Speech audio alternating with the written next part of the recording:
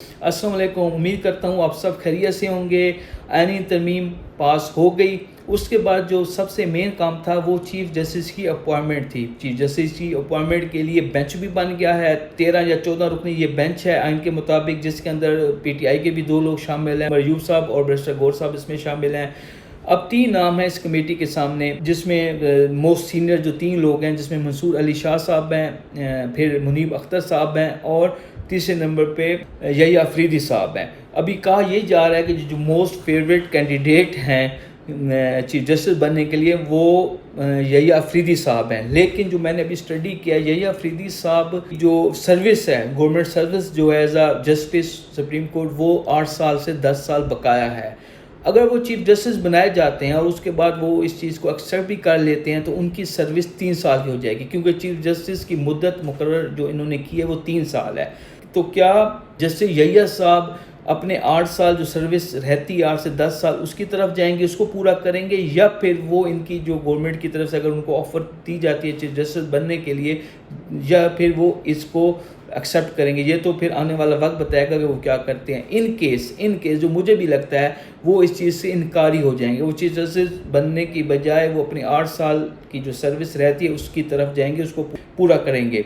अगर वो वो एक्सेप्ट नहीं करते तो फिर आइन के मुताबिक चौथे और 5वें नंबर के जो लोग होंगे सीनियर मोस्ट, उनमें से पिक किया जाएगा। लेकिन मेरे ख्याल में गवर्नमेंट अपनी बेइज्जती से बचने के लिए और यहिया अफरीदी के इनकार के बाद मेरे ख्याल में गवर्नमेंट जो है वो मंसूर अली शाह की तरफ जाएगी, उनके नाम की तरफ जाएगी।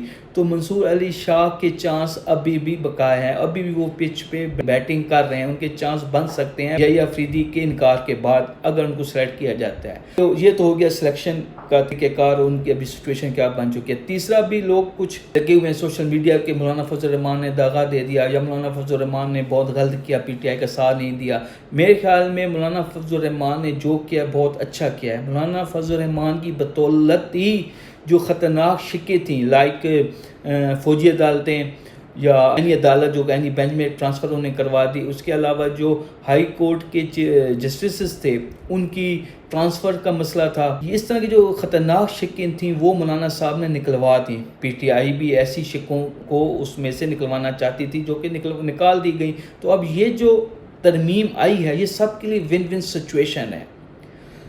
वो आइनी अदालत चाहते थे, आइनी अदालत की बजाय आइनी बेंच की तरफ आ गए। आइनी बेंच और आइनी अदालत में 19-20 का ही फ़र्क है, ठीक है। उसके बाद जो सबसे ख़तरनाक फ़ौजी अदालतों वाली चीज़ थी वो भी ख़त्म करा दी गई। तो मेरे ख्याल में PTI के लिए भी ये किसी हद तक विन विन सिचुएशन है। अगर मौलाना फजल रहमान उनका साथ न देते तो पहले धमकी दी जा चुकी थी, साख डार के थ्रू मौलाना फजल रहमान को, और PTI तक ये मैसेज पहुंचा दिया गया था कि अगर मौलाना फजल रहमान हमारे साथ नहीं बैठेंगे तो वो पुराना मुसवदा 56 जो शिकों वाला मुसवदा था उसको लेकर आ जाएंगे, और वो तो बहुत ख़तरनाक चीज़ थी मुल्क के लिए भी और PTI के लिए भी।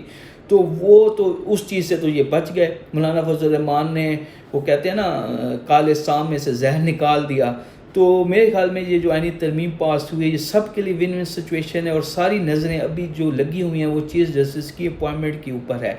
चीफ जस्टिस की जो अपॉइंटमेंट होगी वही मुल्क की, इमरान खान की जो सिमत है और जो गवर्नमेंट है उसकी सिमत का तयन करेगी।